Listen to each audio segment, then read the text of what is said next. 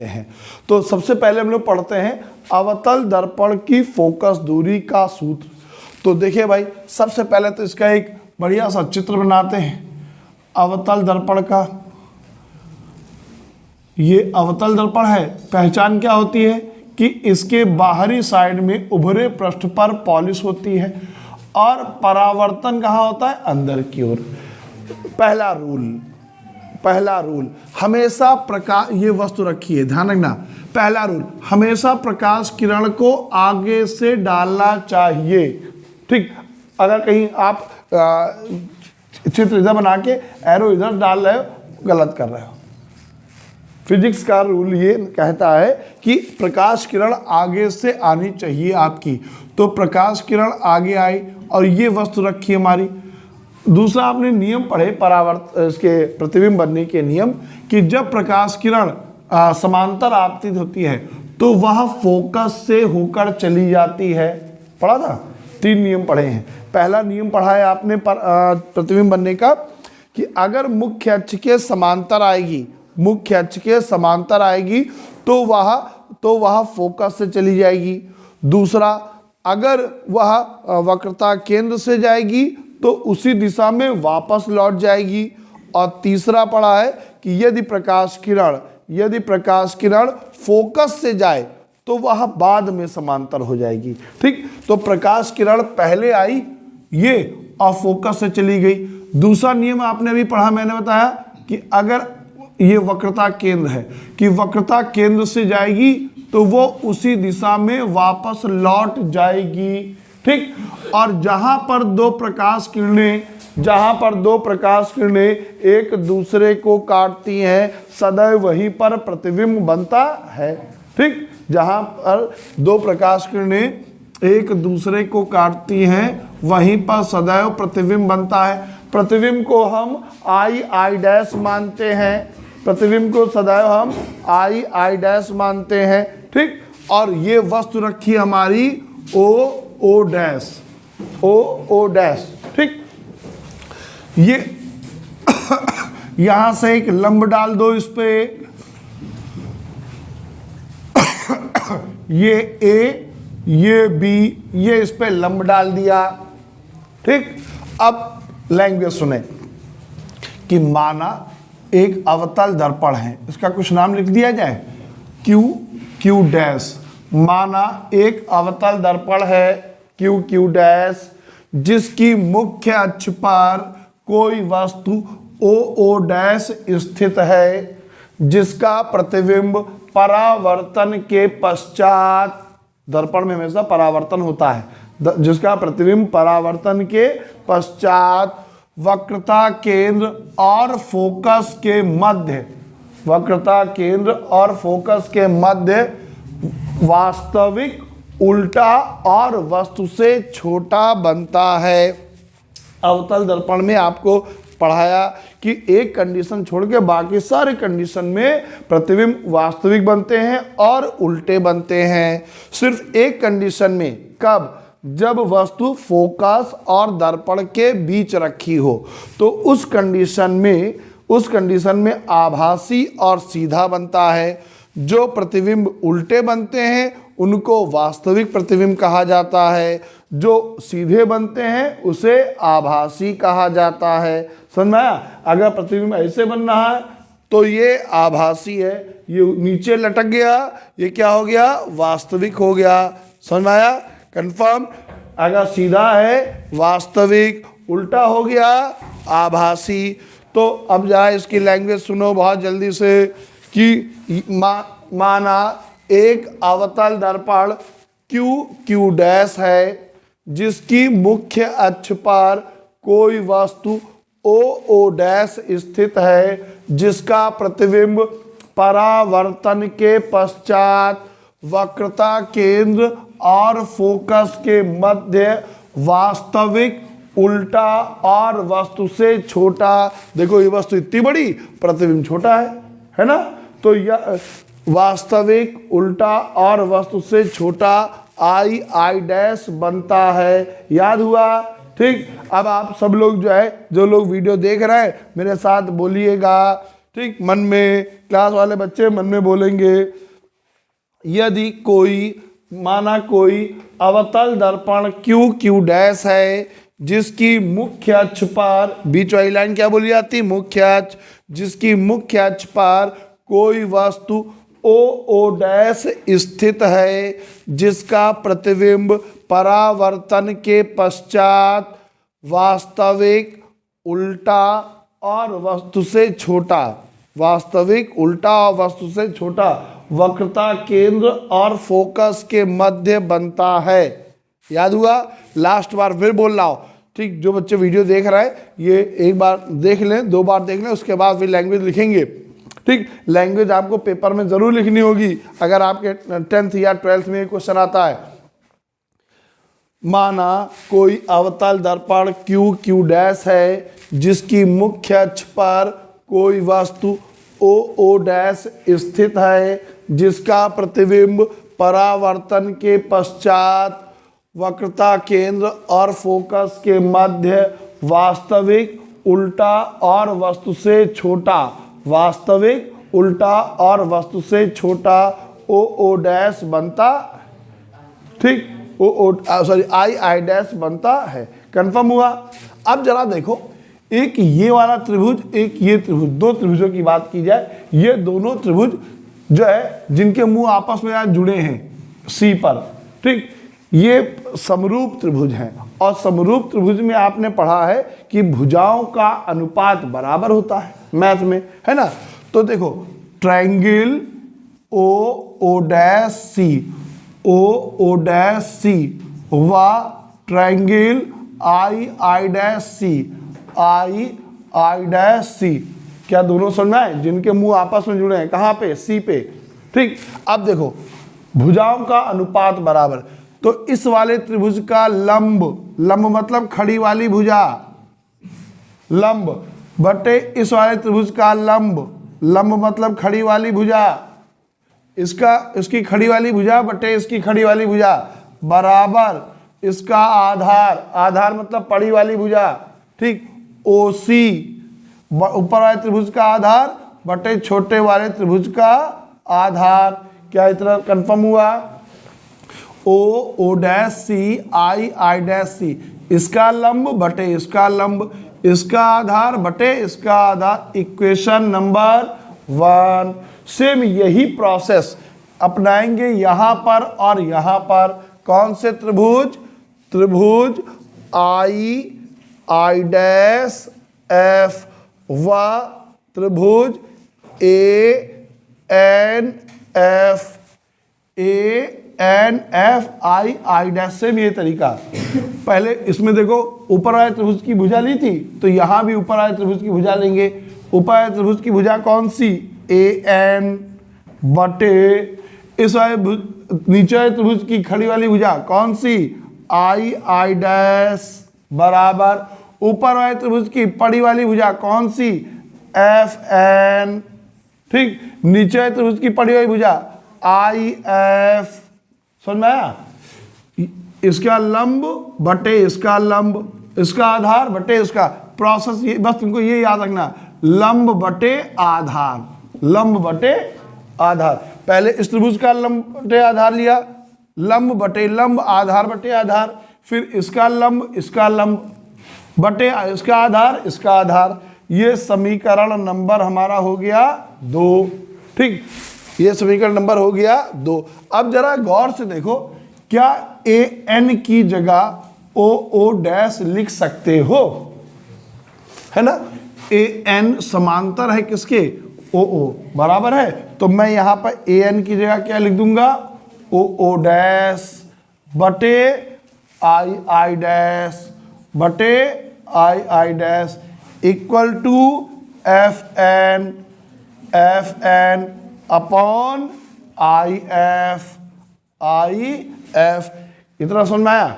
अब हम लिखेंगे कि यदि दर्पण पतला है, पतला मतलब बहुत ज़्यादा, ये घुलाई जो है बहुत ज़्यादा नहीं है, बहुत कम है। दर्पण अगर पतला है तो यहाँ पर बिंदु P मान लो, तो ये बिंदु P एन के बहुत करीब होगा, ठीक। अगर ये गोलाई देखो, समझो ये इस तरीके से है तो गोलाई ज़्यादा, ये गोलाई बहुत कम है, इस तरीके से बहुत कम है, तो उस समय NP के बहुत करीब होगा। तो यहाँ पे आप लिखेंगे यदि दर्पण बहुत पतला है तो FN बराबर FP, FN बराबर FP। तो FN की जगह क्या लिख दिया, FP, O डैश बटे I dash equal to FP बटे IF, समीकरण नंबर 3। ठीक, क्या यहाँ तक बात समझ में आई? अगर यहाँ तक समझ में आई तो मतलब आधी जंग जीत ली हमने, क्योंकि आधी क्वेश्चन जो है यहाँ तक ही होता है। पहले हमने त्रिभुज लिया O dash C I dash C, लंब इसका बटे इसका लंब, इसका आधार बटे इसका आधार, इक्वेशन 1, इसका लंब बटे इसका लंब, इसका आधार बटे इसका आधार। ठीक, उसके बाद में हमने क्या किया, AN की जगह लिख सकते हैं O डैश। हमने कहा दर्पण बहुत पतला है, दर्पण पतला है तो ये इसके बहुत करीब होगा, ये बिंदु इसके बहुत करीब होगा, उस समय FN की दूरी FP के बराबर होगी। तो मैंने FN की जगह क्या लिख दिया, FP। क्या इतनी बात समझ में आई? इतनी तो नहीं, इतना टेंशन लेने की जरूरत नहीं, इतना कठिन नहीं है जो इतना कठिन समझो, है ना, आराम से रिलैक्स होकर समझो।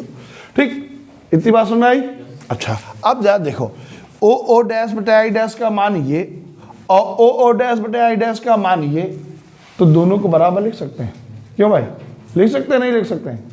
नहीं सुनाइए, ये पेन, ये मार्कर हमारा, ये भी मार्कर हमारा, जब दोनों हमारे हैं तो हम दोनों को अपने साथ कहीं भी रखें, एक साथ रखें, बराबर रखें, कहीं भी रखें। तो O डैश बटा I डैश का मान ये, O डैश बटा I डैश का मान ये, तो ये दोनों बराबर नहीं लिख सकते हैं? बराबर लिख सकते हैं, तुरंत बराबर लिख दो। समीकरण 1 व 3 से तो यहाँ पे क्या है, OC बटे IC बराबर FP बराबर IF। ठीक, इतनी बात समझ में आई? इतनी बात समझ में आई? अब हम लोग जो मैं सिखाने जा रहा हूँ वो तुम्हारे न्यूमेरिकल में काम आती है बात, वो तुम्हारे न्यूमेरिकल में काम आती है। क्या न्यूमेरिकल में काम आती है? दर्पण से वस्तु की दूरी कितनी दे रखी, PO, इसको हमेशा U मानते हैं। क्या मानते हैं? U। दर्पण से वस्तु की दूरी क्या मानी जाती है, U, और ये माइनस लगाओ। क्यों? क्योंकि हम दूरी मानते हैं, नापी जाती इस जगह से, और ये अगर दूरी प्रकाश किरण के चलने के विपरीत है, हम दूरी नाप रहे हैं इधर से और प्रकाश आगे चल रही, तो यहाँ पर माइनस लगाएंगे। याद रखना, दर्पण से वस्तु की दूरी U। अब दर्पण से वक्रता केंद्र की दूरी, ये वक्रता केंद्र कितनी, PC बराबर -R, वक्रता त्रिज्या को क्या बोलते हैं, R। ये भी पहले की दूरी है तो ये भी माइनस होगी। उसके बाद दर्पण से प्रतिबिंब की दूरी PI, दर्पण से प्रतिबिंब की दूरी को क्या माना जाता है, V। क्या माना जाता है, V। और ये भी दर्पण से पहले की सभी दूरियां निगेटिव। अब दर्पण से फोकस दूरी PF बराबर -F, PF बराबर -F। ठीक, क्या इतनी बात समझ में आई? PF इधर साइड में लिख देते हैं, PF बराबर -F। ठीक, फिर सुनो, दर्पण से वस्तु की दूरी क्या मानी जाती है, जैसे मान लो थोड़ी देर, जैसे लेंस है दर्पण मान लो, यहाँ से ये वस्तु रखी, यहाँ से यहाँ तक की दूरी, कितनी दूरी क्या कहलाएगी, U। क्या कहलाएगी, U। अब इसका प्रतिबिंब बनना है यहाँ पर, कहाँ बनना है, यहाँ पे, तो दर्पण से प्रतिबिंब की दूरी क्या कहलाएगी, V। क्या कहलाएगी, V। वक्रता त्रिज्या R, जो PC बराबर, और फोकस दूरी PF बराबर F। ठीक, अब देखो जरा, हमको ये सारे मान कहाँ रखने हैं, यहाँ इसमें। तो भैया इसमें सिर्फ हम PF का मान तो जानते हैं, बाकी किसी का मान ही नहीं जानते, बाकी किसी का मान ही नहीं जानते। तो फिर बाकी मान कैसे निकालेंगे, जुगाड़ से। कहाँ से निकालेंगे, जुगाड़ से। जुगाड़ लगाओगे, और हिंदुस्तानियों से अच्छा कोई जुगाड़ी हो ही नहीं सकता, है ना। आप देखो, आप कपड़े लाते हो, ठीक, कपड़े छोटे हो गए, फट गए, उसके बाद में उस कपड़े का कैसे कैसे इस्तेमाल कर लेते हो, कहाँ कहाँ इस्तेमाल कर लेते हो आप जानते हो।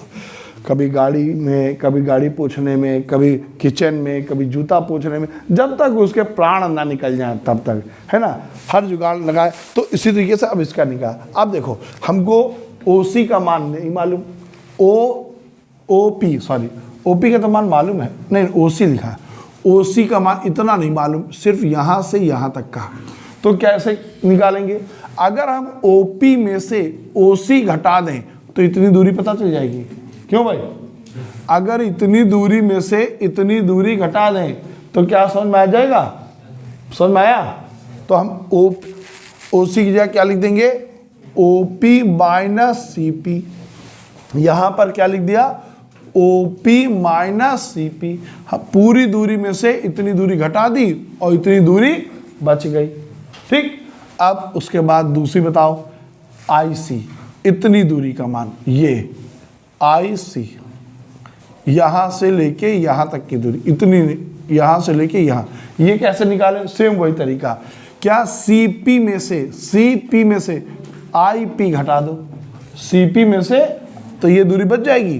तो यहां पे लिख दो CP minus IP, CP minus IP.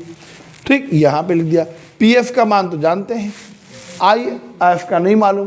If मतलब इतनी दूरी, ये नहीं जानते हैं, ये दूरी नहीं जानते। अब ये नहीं जानते तो कैसे करो? फिर वही तरीका, IP minus FP, IP minus FP, पूरी दूरी में से इतनी दूरी घटा दो। ठीक, तो यहां पर लिखेंगे पीएफ तो है ही, क्या लिखेंगे? IP minus PF, IP minus, ठीक, जुगाड़ रख दिया। अब हमने जितने पदों में लिखा वो सारे के मान हम जानते हैं। यहाँ पे वैल्यू रखो, ओपी का मान माइनस यू, पीसी का मान माइनस आर, तो ये वाला माइनस और ये माइनस क्या हो जाएगा? प्लस। पीसी का मान माइनस आर, आईपी का मान माइनस वी, ये वाला माइनस, ये माइनस क्या हो जाएगा? प्लस।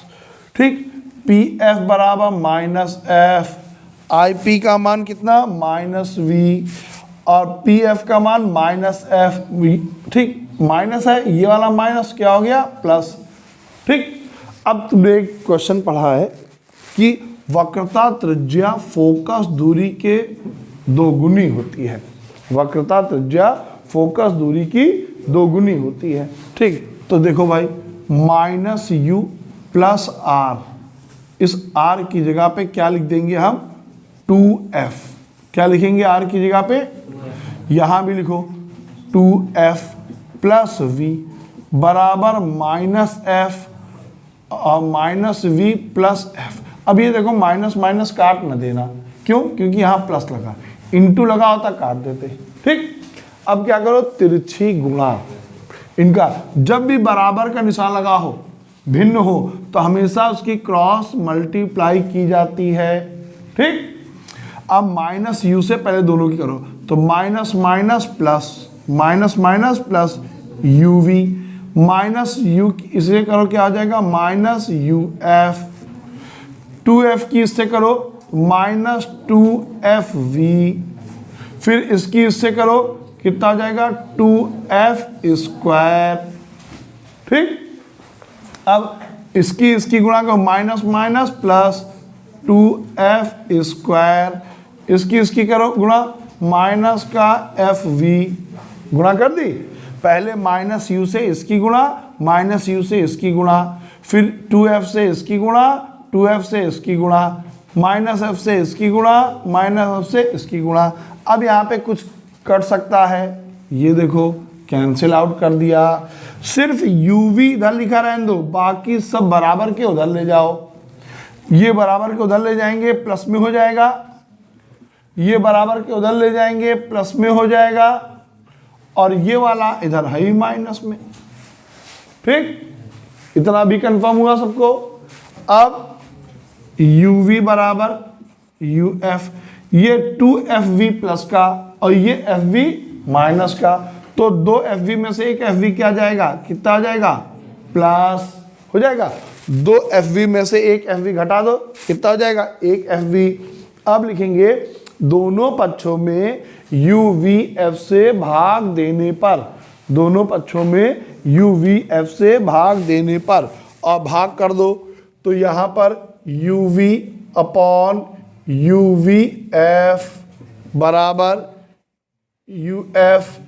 UVF प्लस FV बराबर UVF, UV कट गया, U कट गया, F कटा, FF V। तो क्या बचा, 1/F बराबर 1/V प्लस 1/U। इसे कहते हैं दर्पण की फोकस दूरी का सूत्र, दर्पण की फोकस दूरी का। अब चाहे अवतल दर्पण हो चाहे उत्तल दर्पण हो, सबकी फोकस दूरी के लिए यही फार्मूला होता है। हाँ, उत्तल दर्पण का तरीका अलग होता है। अगर क्वेश्चन बोर्ड पेपर में आता है कि अवतल दर्पण की फोकस दूरी का सूत्र ज्ञात करो, तो आप यही फार्मूला डिराइव करेंगे। लेंस में यहाँ पर माइनस हो जाता है, लेंस में यहाँ पे माइनस हो जाता है। फार्मूला बनता है 1/F = 1/V माइनस 1/U। ठीक, चाहे उत्तल लेंस हो चाहे अवतल लेंस हो, मगर दर्पण में चाहे अवतल हो चाहे उत्तल हो, आंसर यही आएगा, तरीका अलग रहेगा। यहाँ पे F क्या है, फोकस दूरी, फोकस दूरी, और V क्या होता है, दर्पण से प्रतिबिंब की दूरी। V क्या होता है, दर्पण से प्रतिबिंब की दूरी।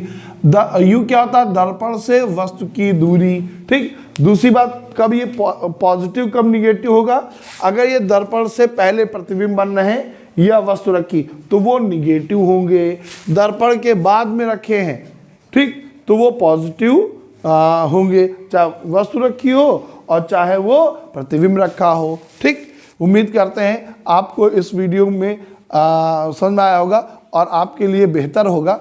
आप इसको बहुत बार देखें और तैयार करें, नोट करें, लिखें और अच्छे से अच्छे पेपर में नंबर लाएं। अब हम लोग नेक्स्ट वीडियो में पढ़ेंगे उत्तल दर्पण की फोकस दूरी का।